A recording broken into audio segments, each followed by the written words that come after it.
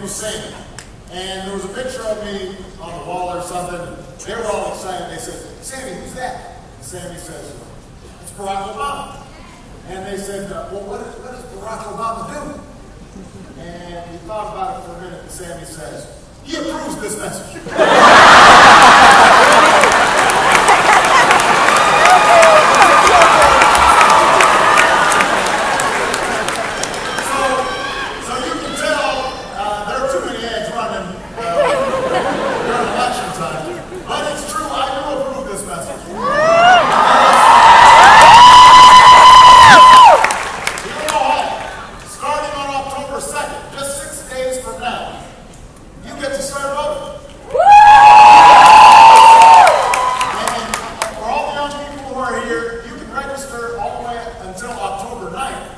But time's running short if you're not registered.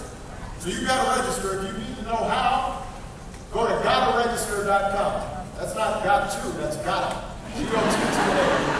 Register.com. But if you're already registered, you can start voting in 6 days. 6 days.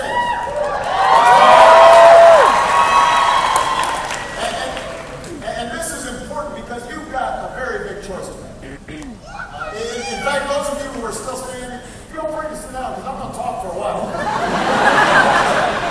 want you to feel comfortable. I'm going to say like a break it down.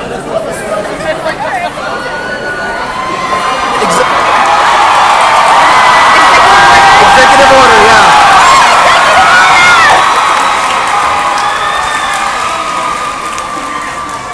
This is not just a choice between two candidates or two political parties. This is a choice between two fundamentally different visions of our future. My opponent, he believes in top-down economics. He thinks that if we spend another $5 trillion on tax cuts in favor of the wealthiest Americans, then we're at it. Don't move, vote.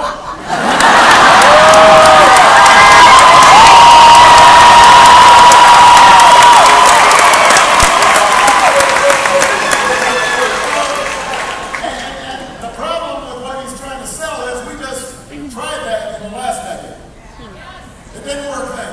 It won't work now. Top-down economics doesn't work. This country doesn't succeed when just the rich are getting richer. This country succeeds when the middle class is growing. When there are ladders of opportunity for all people. When everybody has the chance to live up to their God-given potential. That's when America grows. That's when everybody does better. I don't believe we are going to get very far if we've got leaders who write off half the nation as a bunch of victims, who don't take responsibility for their own lives. I have spent a lot of time in Ohio, and I don't mean a lot of victims. I see a lot of hard-working Ohioans.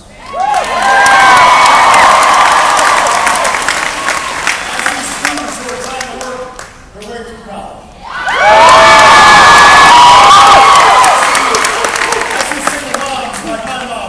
Putting in overtime and raising their kids right. I see senior citizens who've been saving their entire lives for retirement. Veterans who served this country bravely. Soldiers who defend our freedom today. And we don't believe that anybody is entitled to success in this country. Everybody's got to work hard. We don't believe government should help people who aren't trying to help themselves. That's not the American way. But we do believe in something called opportunity. We believe in a country where hard work pays off, where responsibility is rewarded, where everybody gets a fair shot, and everybody's doing their fair share, and everybody plays by the same rules. We believe in America where no matter who you are or what you look like, or where you come from, or who you love, you can make it.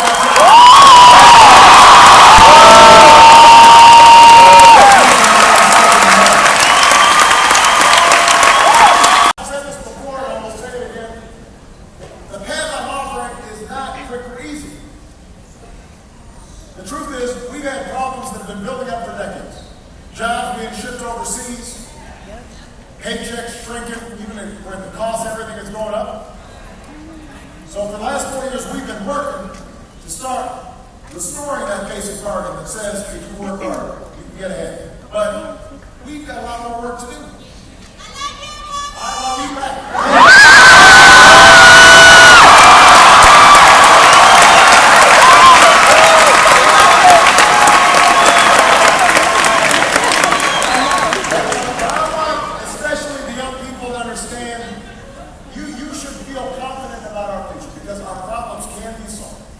Our challenges can be met.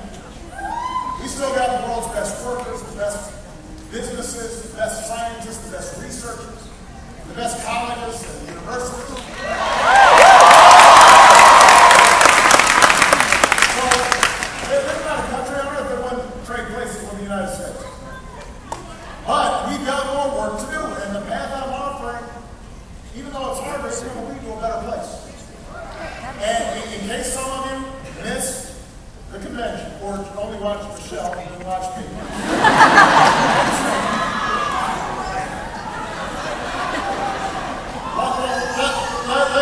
Let me repeat the plan that I put forward. Practical, specific 5-point plan to grow our middle class, create strong jobs here in Ohio and around the country, and lay a stronger foundation for our economy. First thing is I want to see us export more jobs, export more products. Excuse me. I was channeling my opponent there for a second.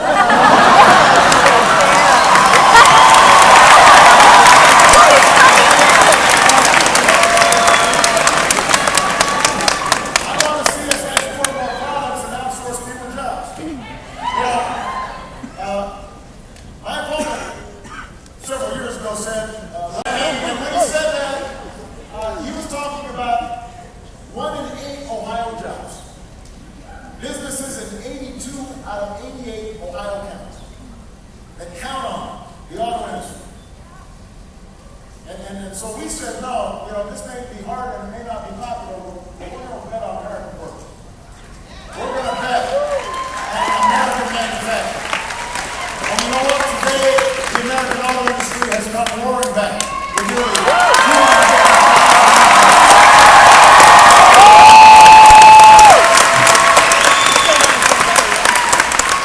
and so now you've got a choice. We can give more tax breaks to companies that ship jobs overseas.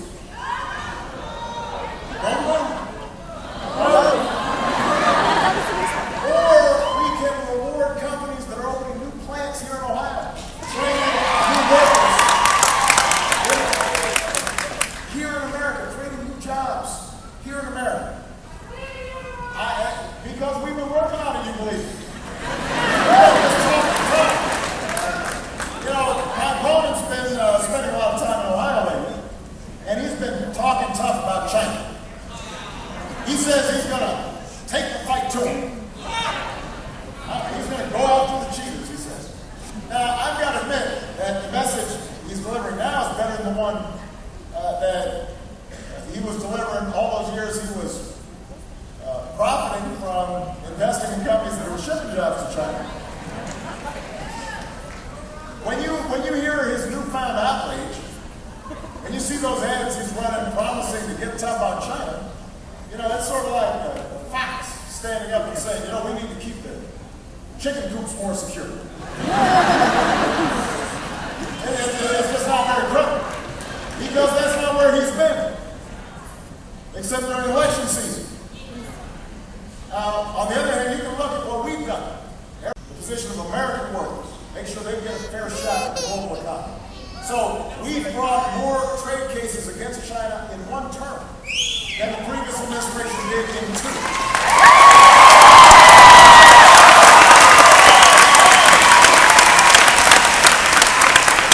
And we've been winning. When Governor Romney said stopping an unfair surge in Chinese tariffs would be bad for our workers and bad for America, we said, we're going to do it anyway. We didn't take his advice. And we got over 1,000 Americans back to work. So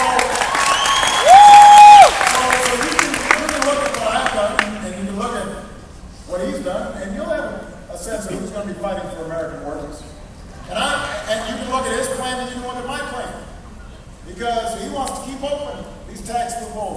that encourage jobs overseas.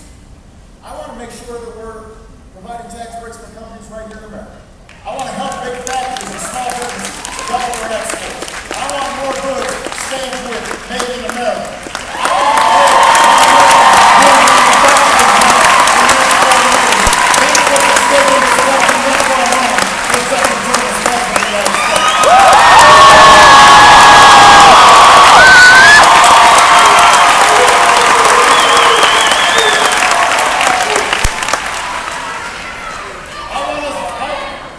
second part of the plan is to control more of our own energy. You know, after 30 years of not doing anything, we raised fuel standards, so by the next decade, middle of the next decade, your cars and trucks will go twice as far on a gallon of gas. That will save you money, and it will help the environment, and it will help the economy. We've doubled the amount of renewable energy that we're generating from wind and solar. We've got thousands of Americans, including folks right here in Ohio, who work today building wind turbines and long-lasting batteries. Today, America is less dependent on foreign oil than in nearly 20 years.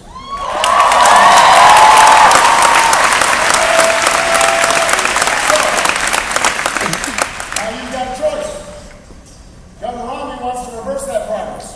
Get rid of tax credits for things like wind energy. I've got a different view. Unlike my opponent, I'm not going to let oil companies write this country's energy plan.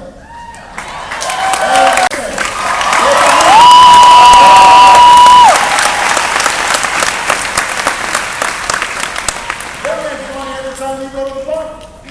So let's take that $4 billion and let's invest it in wind and solar, clean coal technology. Let's help farmers and scientists harness the power of biofuels. Let's put construction workers back to work, retrofitting